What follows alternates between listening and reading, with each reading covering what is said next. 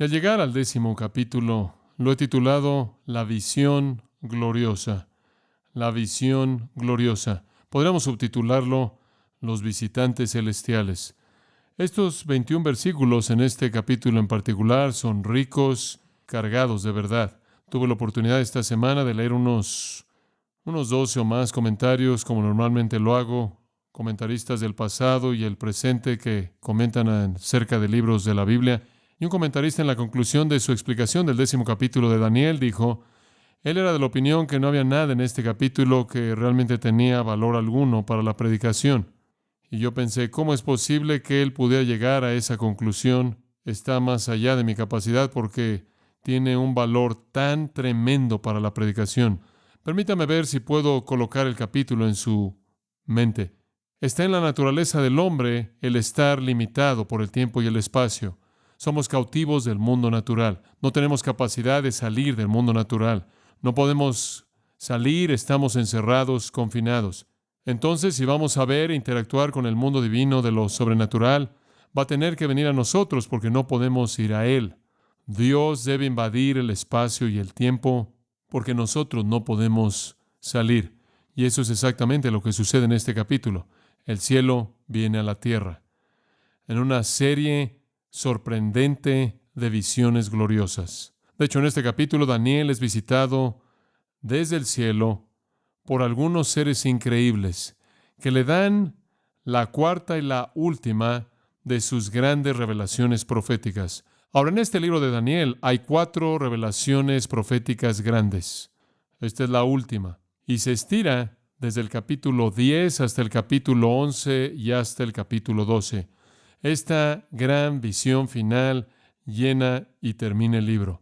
El capítulo 10 presenta la visión, el capítulo 11 da la profecía y el capítulo 12 añade un epílogo.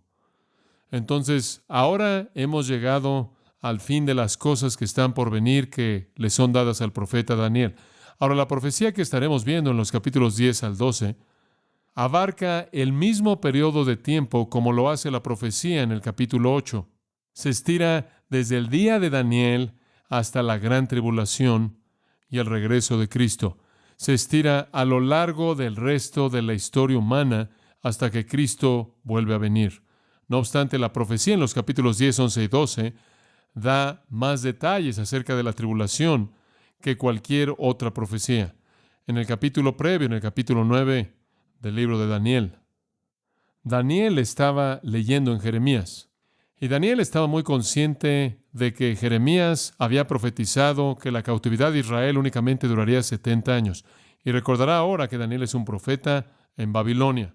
Él está con los cautivos que han sido llevados de su tierra y su tierra ha sido destruida. Pero Jeremías dijo que únicamente duraría 70 años. Y entonces, conforme Daniel estaba leyendo la profecía de Jeremías en el capítulo 9, él se encontró esas 2 profecías en donde Jeremías dice que únicamente durará 70 años, y él sabía que ya habían pasado casi 70 años desde que él había sido llevado cautivo, y entonces él comienza a darse cuenta de que el tiempo debe estar llegando a su fin, y entonces en el capítulo 9 él comenzó a ayunar, y él comenzó a orar, y él comenzó a confesar su pecado, y él comenzó a pedirle a Dios que cumpliera la promesa de que los 70 años cumplirían con la disciplina y el pueblo pudiera regresar a su tierra. Esa fue su oración en el capítulo 9. Y recordará que al final del capítulo Dios le dio una profecía tremenda en respuesta a esa oración. Ahora, esa oración en el capítulo 9 y la respuesta subsecuente de Dios ocurrieron en el primer año de Ciro el rey. El primer año del rey del imperio medo-persa. Recordará que en ese primer año, según Esdras capítulo 1 hasta Esdras capítulo 3, Ciro emitió un decreto y él dijo: todo el pueblo de Israel ahora puede regresar a casa.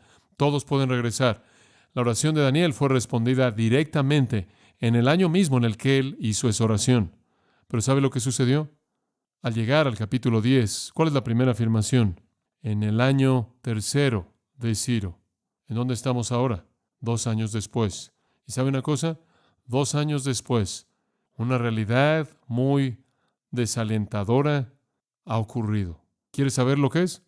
El pueblo no regresó. Estaban cómodos, habían sido lo suficientemente paganizados, estaban inmersos en la sociedad en la que vivían, eran prósperos, habían sido absorbidos, estaban demasiado involucrados como para preocuparse por la tierra prometida, demasiado involucrados por la reconstrucción de Jerusalén, demasiado involucrados como para preocuparse por restaurar el templo. Dice usted, ¿acaso ninguno regresó? Unos cuantos. Esdras nos dice que 42,000 regresaron. Dice usted, bueno, eso se oye como muchos. Realmente no. Habían florecido en Babilonia. Habían muchos más que eso. Eso fue únicamente una gota en la cubeta. Únicamente 42,000 regresaron. Muchos habían nacido en la cautividad, no regresaron. Los pocos que regresaron fueron guiados por un hombre llamado Zorobabel.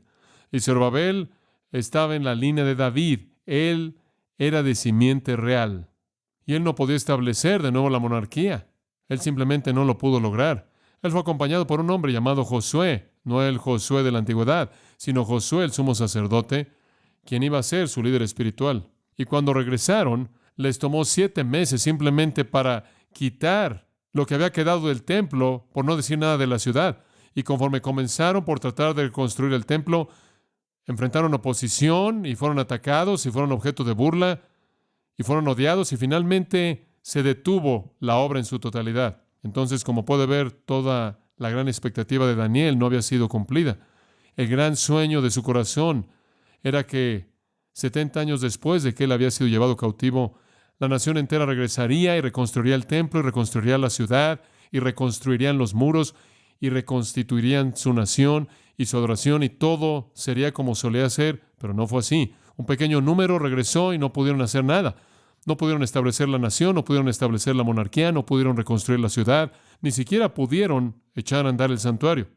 Al mismo tiempo, en el primer año de Darío, un tercer acontecimiento monumental sucedió. Daniel se retiró y él era uno de los presidentes del imperio.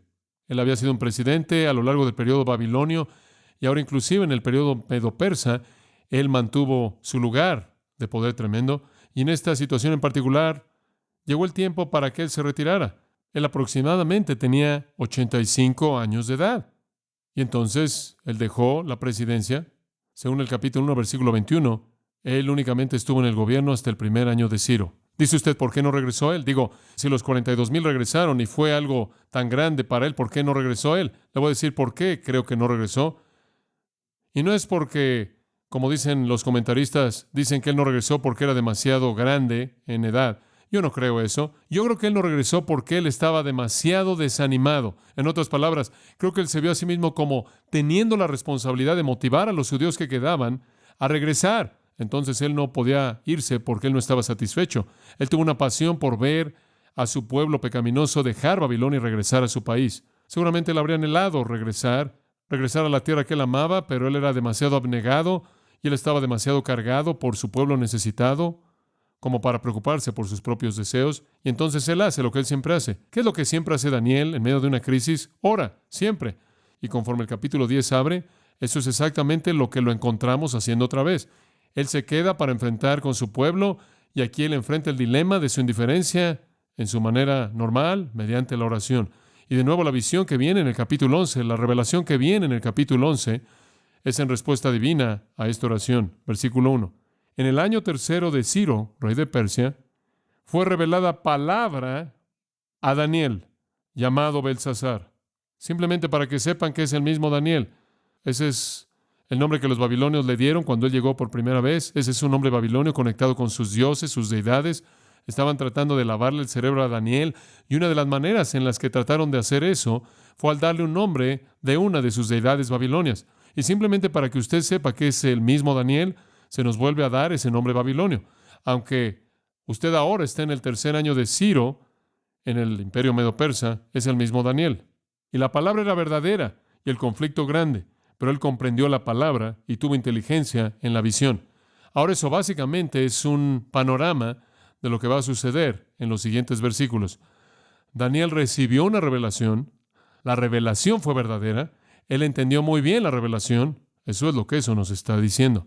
Ahora observe la afirmación ahí, que la palabra era verdadera. Dice usted, ¿es eso para asumir que otras cosas en la Biblia no son verdaderas? Claro que no, pero escuche, la naturaleza de esta revelación es tan sorprendente y tan asombrosa y humanamente tan increíble que la afirmación de que esto es verdadera es hecho para asegurarle al lector que no debe sorprenderse por la naturaleza impresionante de la profecía. Realmente es verdad. Hacemos eso cuando tenemos una plática, queremos decirle a alguien algo que no van a creer, decimos, ahora quiero que sepas que esto es la verdad. Y eso es esencialmente lo que tenemos aquí. Observe la frase en el versículo 1. Y el conflicto grande, en Reina Valera 60. Y la razón por la que usted tiene aquí una discrepancia con otras versiones es que es una frase hebrea muy difícil con algunas palabras muy oscuras. Y la mejor manera de expresarlo, creo yo, es simplemente leerlo de esta manera. Cuyo nombre era llamado Belsasar, y la palabra era verdadera e involucraba una gran guerra. Involucraba una gran guerra. Creo que eso encaja con el contexto. Creo que encaja de la mejor manera con la frase hebrea que es usada aquí. Y creo que es la esencia de lo que está siendo dicho. Y creo que la han expresado bien en la nueva versión americana estándar. Ahora, usted encuentra ahí la palabra para conflicto, la palabra batalla. Eso está obviamente ahí. Y esa palabra es usada para hablar de un ejército. Es usada para hablar del ejército de los ángeles. Y algunas veces es usada para hablar de una batalla en sí. Entonces tiene usted ejércitos de hombres, ejércitos de ángeles y de batalla en sí. A los tres hace referencia esa misma palabra. Y creo que el contexto afirma el uso de batalla o conflicto, como usted verá conforme avanzamos a lo largo del 10º capítulo. Usted verá cómo el contexto apunta al uso de la palabra conflicto. Entonces Daniel está diciendo, miren, esta revelación es verdad, involucra una gran batalla o conflicto. Y como usted verá, es de hecho una gran guerra y conflicto. De hecho, antes de que acabe con esta profecía, usted va a ver guerra desde los demonios en el espacio a los hombres en la tierra y en todos lados en medio de estos dos puntos. Esta es una profecía acerca de conflicto, guerra, desde ángeles santos y demonios en el espacio hasta Rusia e Israel en la tierra. Desde el tiempo de Daniel a nuestro tiempo se extiende el conflicto. Ahora, la visión previa había dejado a Daniel bastante turbado y confundido. Si usted va al final del capítulo 8, y Daniel, me desmayé y estuve enfermo por varios días, después me levanté y continué con el negocio del rey y estuve sorprendido por la visión, pero nadie lo entendió. Entonces, la última visión en particular que él tuvo en el capítulo 8 lo dejó totalmente confundido. Pero en este caso, él dice, la entendí y tuve entendimiento de la visión. Él entendió el mensaje en este caso. Espero que usted también. Y quiero añadir que usted y yo tenemos el beneficio del Espíritu Santo, quien mora en nosotros, para instruirnos en cuanto a sus verdades. Ahora vamos a ver varios puntos. Vamos a movernos bastante rápido, entonces aférrese a su Biblia. Vamos a ver 6 puntos conforme avanzamos a lo largo de este capítulo. Llorando hacia el cielo, manifestación del cielo, dominio del cielo, mensajero del cielo. Todos estos elementos nos dicen que el cielo ha venido a la tierra. En primer lugar, lloro hacia el cielo. Lloro, en el sentido de lloro hacia el cielo, versículo 2. En aquellos días yo, Daniel, y esta es una frase que él usa 5 veces, yo, Daniel, para que sepa usted que este verdaderamente es su testimonio, estuve afligido, llorando por espacio de 3, literalmente dice en el hebreo, 3 semanas de días, para distinguirlo de las semanas de años en el capítulo 9. Por 3 semanas estuve llorando. Ahora, ¿cuándo es esto? En el 3er año de Ciro. Pero sabemos más que eso. Sabemos qué día fue. Observe el versículo 4. El día 24 del mes primero. El día 24 del mes primero será el 24 del mes Nisán. Ahora él estaba llorando en el día 24 de Nisán. Y ese es el día en el que él recibió la visitación angélica. Y él había estado llorando durante 3 semanas, 21 días. Él comenzó entonces en el 3º de Nisán, ¿verdad? 3 del 24 equivale a 21. Es mucho más simple que las 70 semanas, ¿verdad? Entonces él había estado llorando desde el 3º del Nisán. Lo que es particularmente interesante acerca de eso es que la Pascua siempre cae en el 14 del Nisán. Entonces él está llorando a lo largo del tiempo de la Pascua y los 7 días de la fiesta de los panes sin levadura. Esa fue una temporada muy especial, una temporada de algo de celebración, una temporada de actividad. Pero a lo largo de esa temporada tan importante del calendario judío, Daniel estaba inmerso en llorar, en ayunar, en orar, hasta el final de la fiesta de los panes sin levadura, el 21 de Nisán, y 3 días después de eso. Sin embargo, en todas estas 3 semanas el cielo está en silencio. El cielo es como bronce, no hay respuesta. Y Daniel no está acostumbrado a ese tipo de trato, porque allá atrás en el capítulo 9 él oró y el ángel vino, y ¿sabe usted lo que el ángel dijo? Él llegó antes de que él acabara de orar, ¿se acuerda de eso? En el mismo día, y él dice, cuando comenzaste a prepararte para orar, Dios envió la respuesta. Entonces Daniel estaba acostumbrado a servicio relativamente rápido. Ciertamente no 21 días sin respuesta alguna, pero ese fue el caso. Versículo 3. No comí manjar delicado. Por cierto, esa frase pequeña significa pan de deleite o alimento de deleite. En otras palabras, él no comió lo delicado, las cosas realmente buenas, las cosas realmente especiales, lo elegante. Esa fue una forma de ayuno, por cierto. El ayuno en la Biblia no siempre era comer nada. Con mucha frecuencia era refrenarse de cosas delicadas y alimentos elegantes y simplemente comer lo necesario para mantenerse con vida. Era refrenarse de los banquetes y los festivales y los tiempos de comida especial. Pero más allá de eso, él no solo no comió manjar delicado, ni entró en mi boca carne ni vino. Y eso es algo así como carne y papas. Digo, ni siquiera comí lo rutinario, vino y carne, ni lo delicado ni las cosas normales. Ni me ungí con ungüento. Dice, usted no sabía que usaban loción para después de rasurarse en esos días. Bueno, no la usaban. Y no está hablando de eso. Solían usar un aceite con fragancia en sus cuerpos y lo aplicaban a su piel por varias razones. Una era proteger la piel de la fuerza del sol, otra era mantener la piel suave y otra era añadir una fragancia al cuerpo porque no tenían todos los desodorantes y lo demás que tenemos en la actualidad. Entonces se ungían a sí mismos y se convirtió en un símbolo de gozo. Cuando usted salía y quería adornar una escena social, cuando usted quería estar entre la gente, usted se colocaba ese aceite. Era una señal de interacción social. Era un símbolo y una señal de gozo. Proverbios 27:9 presenta eso claramente. También se nos dice en 2 de Samuel 12 que durante tiempos de lloro el ungirse no se hacía. También no quería usted interacción social. Usted no quería un símbolo de gozo manifiesto. Usted estaba viviendo en un momento de tristeza. Y entonces él no come nada y no se pone nada. Ahora mantenga en mente que para un hombre de 85 años de edad, un ayuno de 21 días es relativamente significativo. Ahora, estos actos en sí mismos, y quiero que usted entienda esto, no solicita el favor de Dios. Si usted no come durante 21 días, eso no necesariamente va a hacer que Dios haga algo por usted que Él no haría de otra manera. No obstante, si usted está tan enfocado en Dios y está tan cargado y su corazón es tan puro y está tan bien su corazón que usted no come por 21 días, Dios lo va a bendecir a usted por su actitud de corazón, no por su abstinencia del alimento. Esa es simplemente la manifestación de un corazón que está preocupado. Ahora, ¿por qué está él haciendo esto? Digo, el hombre parece estar excediéndose. Usted tiene el decreto de Ciro 2 años antes, 42,600 personas regresaron. Aquí está usted 2 años más tarde y durante 21 días usted no come y llora todo este tiempo. ¿Cuál es el problema? El problema es simple. No regresaron. Solo un pequeño remanente regresó. Y los que regresaron fueron un fracaso total. Como puede ver, Daniel no se dio cuenta de lo que usted y yo ahora sabemos, que los 70 años de desolación no comenzaron en el tiempo de la cautividad de Daniel, porque Jerusalén no fue destruida sino hasta el 586 a.C., casi 20 años más tarde. Entonces, los 70 años realmente no comenzaron sino hasta 20 años después. Entonces, el decreto de Ciro únicamente fue uno preliminar.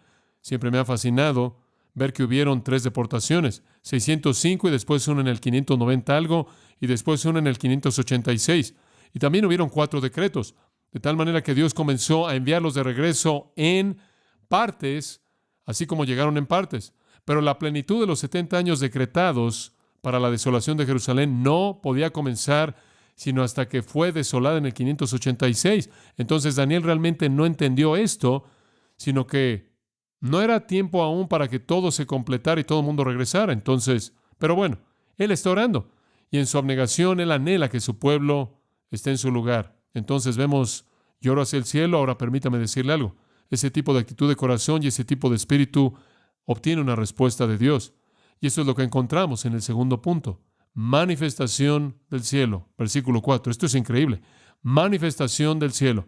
De pronto aquí viene el cielo.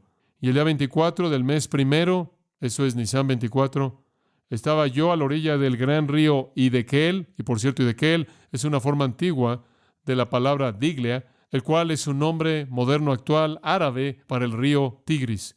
Viene de Idiglia, el cual es un nombre antiguo usado por los babilonios, e Hiddekel simplemente significa el Tigris. Hubieron dos grandes ríos, el Éufrates y el Tigris estaba a unos más de 60 kilómetros al este, y estaba allá por el Tigris. No nos dice por qué. No sabemos por qué. No sabemos si él estaba ahí oficialmente o de manera extraoficial. Sabemos que él se había retirado de su presidencia. Él pudo haber estado ahí tratando de motivar a algunos de los judíos para que regresaran a la tierra. No sabemos lo que él estaba haciendo ahí. No obstante, ahí estaba. Versículo 5. Y alcé mis ojos y miré, y he aquí, y ese es un término de exclamación, un varón vestido de lino y ceñido sus lomos de oro de Ufaz. Su cuerpo era como de berilo, y su rostro parecía un relámpago, y sus ojos como antorchas de fuego, y sus brazos y sus pies como de color de bronce bruñido, y el sonido de sus palabras como el estruendo de una multitud. Ahora, ese es algo bastante aterrador que ver. Digo, usted ha estado orando y ayunando durante 3 semanas, y ahí está en medio de la nada, al lado del río Tigris, y de pronto una criatura como esta se aparece en forma de hombre, vestido de lino, ceñido de oro, su cuerpo era como el berilo, su rostro como un relámpago, sus ojos como llamas de fuego, sus pies y sus brazos como bronce pulido, y su voz como el océano. Esto, amigos, es un visitante celestial. Ha tomado 3 semanas, pero él recibió una visita. Y algunos sugieren que este es Gabriel, y algunos sugieren que es Miguel, y algunos sugieren que es algún otro ángel no nombrado del mismo rango. Pero la visión es mejor vista no como cualquier ángel en absoluto, ahora escuche esto, sino como Dios mismo. Y estoy convencido de que este no es ningún otro que Dios. Y escuche, en la forma del segundo miembro de la Trinidad preencarnado, no creado, el Señor Jesucristo. Esta es una aparición preencarnada de Cristo. Y esto es lo que llamamos una cristofanía, una aparición preencarnada de Cristo. Dice usted, bueno, ¿por qué haces el paralelo de esto con Cristo? Observe Apocalipsis capítulo 1. Apocalipsis capítulo 1, versículo 12. Juan dice, y me volví para ver la voz que hablaba conmigo. Y vuelto, vi 7 candeleros de oro, y en medio de los 7 candeleros, a uno semejante al Hijo del Hombre, vestido de una ropa que llegaba hasta los pies y ceñido por el pecho con un cinto de oro. Su cabeza y sus cabellos eran blancos como blanca lana, como nieve, sus ojos como llama de fuego, y sus pies semejantes al bronce bruñido, refulgente como en un horno, y su voz como estruendo de muchas aguas. ¿Ve ahí usted un paralelo? Casi idéntico, excepto por el cabello. Un paralelo casi exacto. ¿Y quién es el que le aparece a Juan en Apocalipsis 1? Dice, yo soy el alfa y el omega. ¿Quién es ese? Cristo. Usted tiene una descripción casi idéntica aquí. Juan vio a Cristo en gloria post-resurrección. Daniel vio a Cristo en gloria preencarnación. Jesucristo no fue creado cuando Él nació. Él existió eternamente. Entonces vemos paralelos exactos en estas descripciones. Por cierto, no es raro que Cristo aparezca en esta forma en el Antiguo Testamento o en una forma semejante. Hay una frase usada en el Antiguo Testamento 50 veces diferentes. Es la frase el ángel de Jehová. ¿Ha leído usted esa frase? O el ángel del Señor. Y lo más común es que el ángel de Jehová se refiere a Jehová Dios en la segunda persona viniendo al tiempo y al espacio. Una aparición preencarnada del Cristo no creado. Usted puede leerlo a lo largo de Génesis, particularmente el capítulo 16, lo puede ver en Éxodo capítulo 3, lo puede ver en Josué capítulo 5, lo puede ver en Jueces capítulo 6 y Jueces capítulo 13, puede verlo en Zacarías capítulo 1, en Zacarías capítulo 3 y muchos otros lugares. la aparición de este ángel del Señor, quien es mejor entendido en la mayoría de los casos como Jehová, la segunda persona de la Trinidad, apareciendo en el tiempo y el espacio. Y hay otro pensamiento interesante en esto, y es este, que cuando el ángel del Señor aparece, las cosas que él hace son paralelas, y esto es muy interesante, a las cosas que Cristo hace a favor de su iglesia. El ángel del Señor en el Antiguo Testamento fue el protector definitivo de Israel, y Cristo es el protector de su iglesia. El ángel del Señor vino revelando la verdad. Él vino comisionando a Moisés, él vino comisionando a Gedeón, él vino comisionando a Sansón, él vino a liberar a su pueblo, él vino, como dice el Salmo 34, protegiendo a su pueblo. El ángel del Señor acampa alrededor de los que le temen y los libera. Él vino intercediendo por su pueblo, él vino como un abogado, defensor en Zacarías 3. Él vino con Abraham, confirmando el pacto. Él vino con Agar, ofreciendo consuelo. Todos estos son paralelos a lo que Cristo hace en su ministerio a la iglesia. Y realmente creo que lo que usted tiene aquí es a Dios descendiendo a Daniel en la forma de Cristo preencarnado, no creado. Ahora, debido a que Cristo es el comandante en jefe de todo el ejército angélico invisible y debido a que Él tiene toda autoridad, es apropiado que Él aparezca en este lugar en particular, debido a la naturaleza de esta profecía. Esta profecía va a mostrarle el conflicto angelical y la batalla que se extiende desde el tiempo de Daniel hasta la batalla angelical final de Apocalipsis 12, en donde Miguel y los ángeles santos derrotan a los demonios y sus fuerzas. Pero todo este periodo entre ahora y la tribulación, entre Daniel y la tribulación, es un periodo de batalla angelical. También se ha llevado a cabo desde la caída, desde los ángeles, antes de la creación del hombre.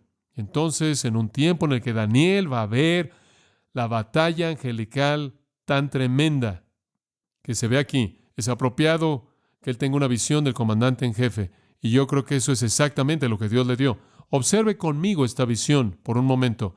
En primer lugar, él estaba vestido de lino. El lino fino blanco era el atuendo de los sacerdotes. Con frecuencia también en el Antiguo Testamento, como en Ezequiel 9 y 10, los visitantes celestiales aparecen en lino blanco fino. En Marcos 16, los ángeles aparecen en la tumba de Cristo, vestidos en lino fino blanco. Una y otra vez usted ve esto asociado con el cielo, asociado con aquellos que representan a Dios. Y el lino fino blanco es un símbolo de la santidad de Dios, santidad, el primer y más importante atributo de Dios. En segundo lugar, dice que ceñidos sus lomos de oro de Ufaz. No tenemos idea de lo que es Ufaz, no sabemos en dónde está o lo que es. Pero la idea es que hay un cinto que está cubierto de oro fino. Realmente creo que eso habla de la soberanía de Dios, de su soberanía. Oro hermoso, brillante, refulgente, el metal más rico, el más puro, la soberanía de Dios. Después tiene usted el berilo, una joya refulgente transparente, que algunas veces puede ser traducida cristalita. En algunos casos inclusive la han traducido topacio. No estoy muy seguro exactamente de lo que es el topacio, de dónde viene, pero la idea parece ser una joya refulgente transparente que refleja la gloria de Dios. Entonces, usted tiene la santidad de Dios, la soberanía de Dios, la gloria de Dios. Oro es el oro de un soberano, un rey, y esta joya, que es un diamante transparente, brillante, refulgente, habla de gloria. Y después dice que su rostro parecía un relámpago. Y creo que esto es poder y omnipotencia. Apocalipsis dice que tiene el rostro como el sol. La luz brillante que es manifiesta en su rostro habla de su omnipotencia y su poder. Y después dice que sus ojos son como antorchas de fuego, escudriñando, descubriendo la realidad. Esto es conocimiento penetrante, omnisciente. Él conoce todo. Sus pies como de bronce pulido. Y esto es para pisar en juicio. Juicio, ese atributo de Dios, la ira de Dios. Y cuando Él habla, su voz, como el rugido de muchas aguas. ¿Qué vio Daniel? Él vio a Dios. Él vio la santidad de Dios representando la soberanía de Dios, la gloria de Dios, el poder de Dios, la omnisciencia de Dios, el juicio de Dios. Ahora, por cierto, ¿recuerda usted que esta es la tercera cristofanía que Él ha tenido? Esta es la tercera vez que el segundo miembro de la Trinidad le ha aparecido. ¿Recuerda usted la primera vez? ¿En dónde fue? En el horno de fuego. ¿Recuerda usted la segunda vez en el capítulo 7, cuando él tuvo una visión del trono y en el trono estaba el anciano de días y vino uno como hijo del hombre. 3 veces. No es diferente del apóstol Pablo, quien vivió después de Cristo, y Dios también le dio 3 visiones del Cristo glorificado. Ahora, esta visión debe haber sido la fuente de esperanza dulce para el profeta ya mayor. Su corazón había estado tan cargado, y de pronto Dios llegó en la escena para darle una visita de primera mano. Ahora, eso me lleva a un tercer punto, lo que llamo dominio del cielo. Cada vez que el cielo invade la tierra de esta manera, somos dominados por esa invasión. Estaremos sorprendidos de manera excesiva. Y eso es lo que le pasó a Daniel, versículo 7. Y solo yo, Daniel, vi aquella visión. No fue realmente una visión en el sentido de un sueño. Realmente estuvo ahí, fue real, un hombre vestido de lino. No está en un sueño, visión, el hombre estuvo ahí. Descubrimos eso por la manera en la que él interactuó más adelante con los otros visitantes. Y él dice, y no la vieron los hombres que estaban conmigo. Observe esto, sino que se apoderó de ellos un gran temor y huyeron y se escondieron. No sé quiénes son estas personas, pero lo que me sorprende, no nos dice si fueron judíos incrédulos o unos paganos, no sé quiénes fueron, pero lo que me sorprende es que ni siquiera vieron la visión, pero supieron que algo estaba pasando y salieron de ahí y comenzaron a temblar, comenzaron a sacudirse y huyeron a esconderse. ¿De qué? De algo que no podían ver. Pero créame, en donde usted tiene la presencia de Dios, está el poder de su presencia. Y es más de lo que los pecadores pueden soportar. Es una reacción muy comprensible frente a la santidad majestuosa de Dios. Usted recuerda, inclusive un hombre bueno como Job, cuando vio a Dios, dijo, de oídas te había oído, pero ahora mis ojos te ven y me aborrezco en polvo y cenizas. ¿Se acuerda usted de Isaías, quien fue un hombre bueno y piadoso, pero cuando vio a Dios, él dijo, soy inmundo, tengo labios inmundos y vivo en medio de un pueblo de labios inmundos? Pienso en Pedro, cuando él vio el poder de Jesús desplegado y él dijo, apártate de mí, oh Señor, que soy pecador. Él quería que Jesús se fuera. Usted lo leyó en Apocalipsis capítulo 6. Cuando Dios se manifiesta en gloria, gritan y claman porque las rocas y las montañas caigan sobre ellos para esconderlos de su rostro. Como puede ver, cuando lo santo confronta a lo impío, a lo inmundo, es una experiencia absolutamente devastadora. Aunque no sabían qué estaba pasando, cuando la santidad absoluta vino a la escena, quedaron aterrados. Y Daniel quedó solo, y él entró en un trauma severo. Ni siquiera podían enfrentar lo que él podía enfrentar, y él no podía enfrentar mucho de la presencia de Dios. Versículo 8, quedé pues yo solo, y vi esta gran visión, y no quedó fuerza en mí. Antes mi fuerza se cambió en desfallecimiento, y no tuve vigor alguno. Él dice, me quedé sin fuerzas. Mi fuerza significa mi apariencia, su apariencia saludable. Su rostro se convirtió en una palidez como de muerte. Su rostro se veía grotesco, el pánico se apoderó de él, pánico absoluto. Él tenía tanto miedo que su fuerza fue quitada en la presencia de Dios. Me quedé sin fuerza.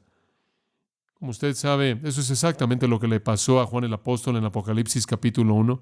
Cuando él vio la visión, él dijo, y cuando lo vi, caí a sus pies como que muerto. Estar de pie en la presencia del Dios vivo es estar en una posición de pánico absoluto, porque de pronto usted queda exhibido, abrumado con su pecaminosidad. Versículo 9. Pero oí el sonido de sus palabras, como el rugir del mar. Estoy seguro que lo oyó diciendo algo. Y al oír el sonido de sus palabras, caí sobre mi rostro en un profundo sueño, con mi rostro en tierra. Él se desmayó. Él perdió la conciencia de manera total. La expresión en el hebreo es, y mi rostro se quedó hacia el suelo. Este es un profeta de 85 años de edad, en el suelo, con la boca llena de polvo, su nariz contra el suelo, no tiene fuerza, sus amigos se han ido, él oye el rugido contenido de la voz del Hijo de Dios. Él estaba sacudido, él era como un hombre muerto, él había visto la gloria de Dios y el cielo lo había dominado simplemente en eso. Ahora yo creo que esta fue la última vez que él vio al Cristo glorioso no creado, y él desapareció. Y después Dios trajo algunos ángeles que comenzaron a ministrar a Daniel. Por cierto, No es extraño, ¿verdad? Dios con frecuencia viaja con algunos ángeles. Lea Génesis 18. Así vino Abraham. Entonces, del lloro hacia el cielo, vemos la manifestación del cielo, el dominio del cielo. En cuarto lugar, el mensajero del cielo. Ahora de pronto aquí viene un mensajero. Y aquí una mano me tocó. Como puedo ver, esta no es una visión. Realmente está ahí. Una mano me tocó. Y los ángeles pueden adoptar la forma del hombre. Tienen esa prerrogativa. E hizo que me pusiese sobre mis rodillas y sobre las palmas de mis manos. Literalmente el hebreo dice, el ángel me sacudió para que estuviera en mis rodillas y mis manos, o podría traducirlo, el ángel me puso en mis rodillas y mis manos temblando. El ángel ahora desciende y toca a Daniel, y Daniel regresa de su estado de muerte a un punto de conciencia, y él puede levantarse sobre sus manos y rodillas. Y él está ahí en una condición no estable, temblando, tambaleándose, tratando de recuperar la fortaleza para ponerse de pie. ¿Sabe una cosa? Conforme comencé a pensar en esto, comencé a ver mi propia vida. Tengo un asombro así de la presencia de Dios. Entro y salgo de su presencia sin pensar en su majestad. Vengo a adorarlo, y cuando debería estar teniendo pensamientos tan abrumadores que literalmente me quitan la fuerza, soy indiferente pensando en el mundo o en algún otro asunto que no tiene nada que ver con él. Entonces este profeta de Dios de 85 años de edad, debilitado por 21 días sin comer nada, con una boca llena de polvo, se levanta sobre sus manos y rodillas y está temblando. Versículo 11. Y me dijo, Daniel, varón muy amado. Me encanta eso. ¿Sabe una cosa? Dios no se aparece de manera personal a todo mundo. Este fue un hombre especial.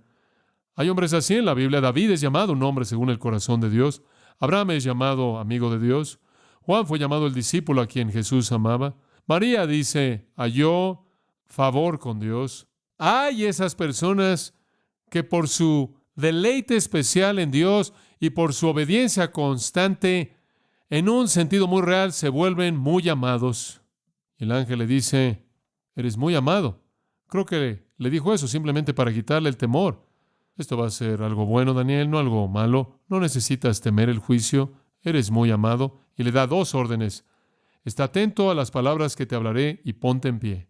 En otras palabras, ponte de pie, Daniel, para que entiendas el mensaje claramente. Queremos que entiendas. Ahora, ponte de pie, pon atención, que tu mente esté alerta, entiende este mensaje. Mientras hablaba esto conmigo, me puse en pie temblando. Daniel se levanta y él ahora está tambaleándose por todos lados, tratando de ponerse de pie. Él ha visto a Dios, como puede ver, en la gloria del Cristo no creado. Ahora viene el mensaje del ángel. Primero, él tiene que aclarar un detalle. Punto 5, confusión en el cielo. Esto es fascinante. Entonces me dijo, Daniel, no temas. Oh, eso habría quitado la presión, ¿verdad?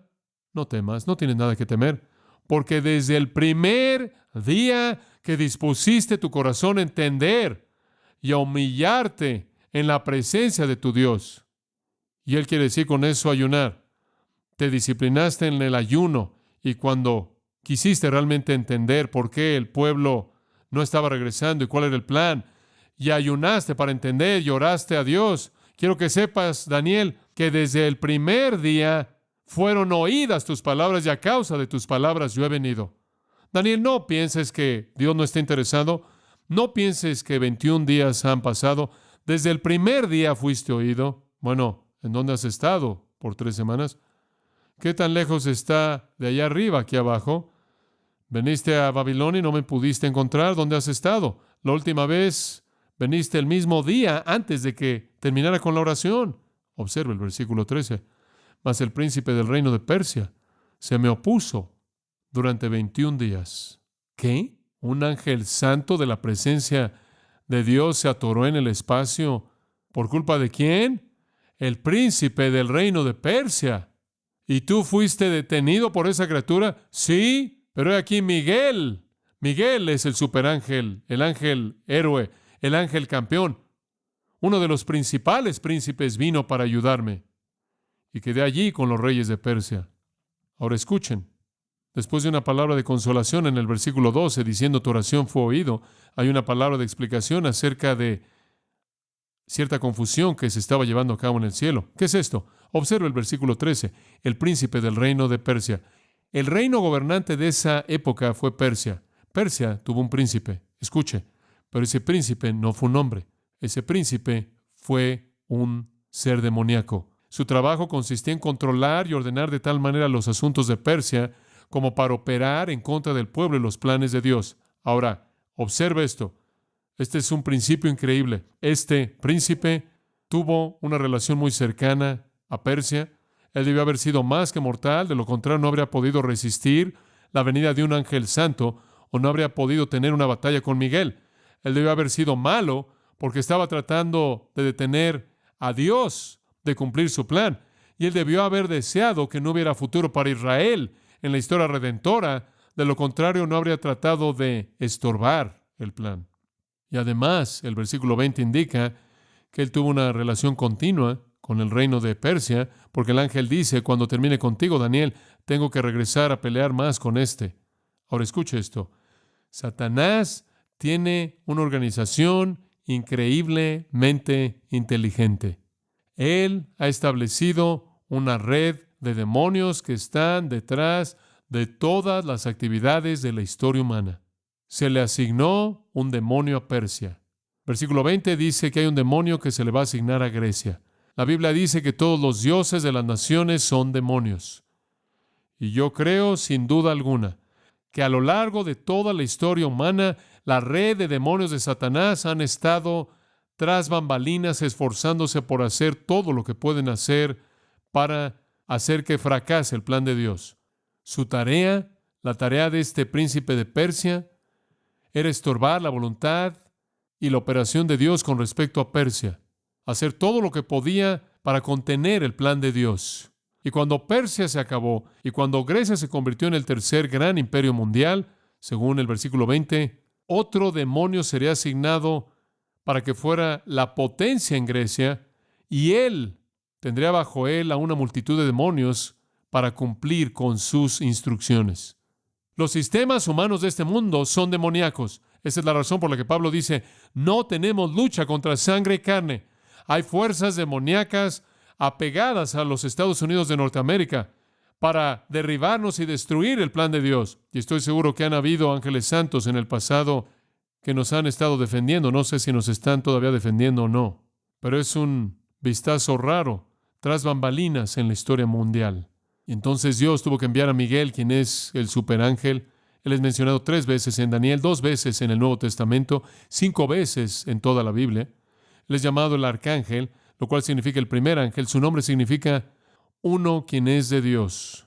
Y por cierto, en Apocalipsis 12, si usted quiere leer acerca de la batalla más maravillosa de todas, Miguel y su ejército en Apocalipsis 12, en la gran tribulación de una vez por todas, destruyen a todas las fuerzas demoníacas y ganan la batalla final. Pero observe lo que dice en el versículo 13. Inclusive después de la lucha, él dice, y quedé allí con los reyes de Persia. Él mantuvo su lugar de influencia dominante. En otras palabras, este ángel venció al príncipe y mantuvo una buena influencia en Persia. El demonio perdió, y entonces él permaneció en su lugar de influencia para Dios con los reyes de Persia. Y eso nos dice otra cosa. Aparentemente, Dios ha asignado a ángeles santos a naciones para cumplir los propósitos de Él. Y esta batalla se lleva a cabo todo el tiempo. Ahora piense en eso en términos de Estados Unidos. Me pregunto lo que realmente está pasando en este momento. Entonces vemos el lloro, la manifestación, el dominio, el mensajero, la confusión y finalmente el poder del cielo. Voy a explicar esto rápidamente. El ángel, habiendo enfrentado eso, dice, escucha, he venido para hacerte saber lo que ha de venir a tu pueblo en los postreros días, porque la visión es para esos días. Te voy a dar una visión, no solo para ahora, no solo para los 70 años. Te voy a dar una visión que va a extenderse por muchos días. Y él se refirió a eso de manera clara hasta el final de la tribulación. Esta visión es a donde llega. Te voy a dar una visión que te va a decir lo que le va a suceder a tu pueblo en los últimos días, en los postreros días, desde Daniel hasta el anticristo. Y el asunto aquí es tu pueblo, no los gentiles, sino Israel. Usted espere para ver lo que sucede en el capítulo 11 cuando él explique la visión. Bueno, aquí está Daniel de pie, ahí simplemente tambaleándose, y después de que él recibe esa información, versículo 15, mientras me decía estas palabras, Estaba yo con los ojos puestos en tierra y enmudecido. Y algunos comentaristas piensan que el hebreo significa que él se volvió a caer. Él volvió a golpear el polvo. Él nunca antes en su vida había oído algo como esto. Él nunca sabía nada acerca de batalla espiritual. Él no sabía nada acerca de guerra angelical. No como esto. Y él ha perdido sus palabras y se vuelve a caer otra vez. Él está inundado con un estado renovado de debilidad y queda postrado en el suelo. Su boca está cerrada. Él ni siquiera puede hablar. Versículo 16. Y aquí viene otro. Pero aquí, uno con semejanza de hijo de hombre, otro apareció en forma humana, tocó mis labios. Usted no puede tener un profeta que no pueda hablar, ¿verdad? Lo hace muy difícil. Entonces él tocó sus labios. Entonces abrí mi boca y hablé. Y dije al que estaba delante de mí, Señor mío, con la visión me han sobrevenido dolores y no me queda fuerza. El ángel toca sus labios y le da el poder para hablar. Y él dice, Doni, no Donai, Donai es deidad. Doni significa respeto. Oh, lo respeto usted, Señor. Él dice, mis dolores, la palabra tristeza significa mis torceduras o mis temblores están sobre mí. En otras palabras, soy un desastre. No tengo fuerza alguna. Después, versículo 17 dice, ¿cómo pues podrá el siervo de mi Señor hablar con mi Señor? ¿Cómo es que me puedes dar alguna revelación? Soy un desastre, porque al instante me faltó la fuerza y no me quedó aliento. Oh, dice usted, esto es realmente duro para un hombre de 85 años de edad. Versículo 18. Y aquel que tenía semejanza de hombre me tocó otra vez y me fortaleció. Ahora, eso es un milagro. De pronto estos ángeles tienen el poder para fortalecer un cuerpo. Y me dijo, muy amado, no temas. La paz sea contigo. Esfuérzate y aliéntate. Y mientras él me hablaba, recobré las fuerzas y dije, hable mi Señor, porque me has fortalecido. Él se recuperó. Daniel recibió fortaleza por parte de ese ángel. Eso, para mí, es una escena increíble. Imaginar lo que sería estar de pie ante el Dios viviente. Vimos un poco de eso la semana pasada, ¿no es cierto? Vimos cómo, cuando lo santo entra a la presencia de lo impío quiere encontrar un agujero en donde esconderse. Es devastado. Y ahí está Daniel. No sé si un mejor hombre vivió en su día que ese hombre, pero cuando fue confrontado con el Dios viviente, él fue totalmente devastado. No me importa quién es usted, no me importa qué tan bueno cree usted que es. Cuando usted esté algún día cara a cara con el Dios viviente, a menos de que usted sea protegido por la sangre de Jesucristo mediante la fe en Él, usted será devastado, infinitamente más allá de esto, por su presencia misma. Bueno, él dijo, me siento fuerte ahora, estoy listo para oír el mensaje. ¿Y qué mensaje sería para toda esta actividad? Después hay una postdata en el versículo 20. Él me dijo, ¿sabes por qué he venido a ti? ¿Sabes por qué estoy aquí? Esa es una especie de pregunta retórica. La respuesta de Daniel sería, bueno, me imagino que no. Bueno, lo que el ángel está implicando es esto. Daniel, tú vas a recibir mucho más de lo que jamás pediste, amigo. Pasaste 21 días diciendo, Señor, ¿qué le va a pasar a mi pueblo? ¿Van a regresar? Y ayunaste, y el nivel de tu deseo era conocer este retrato en este momento. Quiero que sepas que vas a recibir una visitación del cielo que va a expander tu entendimiento de manera clara, más allá de este periodo hasta el final de la historia. Él oró por el pueblo, por su regreso y su avivamiento, pero Dios no solo le dio hechos que iban más allá de su época. Él descubrió que los demonios y los ángeles están llevando a cabo una batalla en el espacio. Él descubrió acerca de batallas sobrenaturales. Él descubrió lo que era estar en la presencia del Cristo no creado. Él descubrió acerca del poder supremo del ángel santo especial Miguel. Él había conocido al comandante en jefe de las fuerzas. Y ahora, cuando usted regresa a eso en el versículo 1, en cierta manera tiene sentido, en donde dice, en el año tercero de Ciro, rey de Persia, fue revelada palabra a Daniel, llamado Belsasar, y la palabra era verdadera, y el conflicto grande. Escuche, algunas veces, usted sabe, pienso en esto con tanta frecuencia, nos enredamos con cosas triviales Hombre, usted sabe, le digo, algunas veces se vuelve tan desagradable. Nos preocupamos con cosas triviales mientras que Dios está tratando de enseñarnos verdades eternas monumentales. ¿Sabe una cosa? Algunos cristianos nunca realmente estudian su Biblia. Están metiéndose con el cristianismo a nivel superficial de iglesia y realmente nunca entran a las profundidades. El ángel dijo, vas a recibir mucho más de lo que pediste, Daniel. Y por cierto, versículo 20, pues ahora tengo que volver para pelear contra el príncipe de Persia. Y al terminar con él, el príncipe de Grecia vendrá. En otras palabras, tengo que darte este mensaje rápidamente porque tengo que regresar a la batalla. Estoy peleando contra los persas a favor de Israel. Él está peleando contra Israel y tengo que asegurarme de que esté ahí para cumplir con mi trabajo. ¿Es esa una lección? Dios, de hecho, cumple su voluntad a través del conflicto angelical. ¡Increíble! Y este ángel dice, tengo que apresurarme para darte mi mensaje para que pueda regresar a la guerra. Y cuando termine con este asunto persa, Grecia va a venir y voy a tener que pelear también con ese. Postdata. Pero yo te declararé lo que está escrito en el libro de la verdad. Te voy a dar la revelación antes de que me vaya. Y es verdad. Y ninguno me ayuda contra ellos, sino Miguel, vuestro príncipe. ¡Oh, qué palabra de consuelo! Y él dice, te voy a decir algo. Entre yo y Miguel podemos enfrentarlo. Lo único que necesito es a Miguel. Eso es todo. Estoy ahí arriba luchando. Si me meto en problemas, si me atoro por 20 días, Miguel dispara y eso lo cierra. Y después lo llama Miguel, vuestro príncipe, el príncipe del pueblo de Dios. Oh, él debe ser una criatura increíble. ¿Cree usted que hay algo en este capítulo que vale la pena predicar? Eso espero. ¿Sabe lo que yo veo en este capítulo? Permítame decirle esto rápidamente, en unos 30 segundos. Escuche. Veo verdades acerca de Dios, su santidad, su majestad y su gloria. Veo verdades acerca de la función de Jesucristo. Veo verdades acerca de los ángeles y demonios y su batalla. Veo verdades acerca del corazón y vida de un hombre sin paralelos, Daniel, un hombre de oración. Veo verdades acerca de lo que es la médula de la oración intercesora, un corazón quebrantado, un corazón abnegado. Veo verdades acerca de la primera respuesta a cualquier crisis, de nuevo, la cual es la oración. Veo verdades acerca de la condescensión de Dios, que Dios venga al hombre. Me deja sin palabras. ¿Por qué se molesta Él? Veo verdades acerca de la gracia de Dios, que puede tomar a un hombre tembloroso, débil, frágil, tocar su boca y hacerlo hablar para Dios.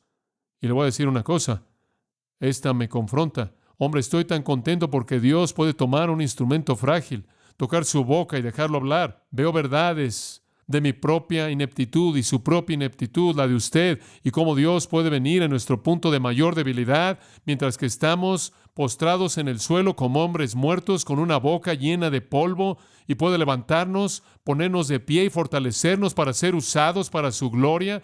Es un mensaje de condescensión, es un mensaje del cielo que viene a la tierra e infunde poder a los hombres para que puedan hablar por Dios. ¡Qué cosa tan gloriosa!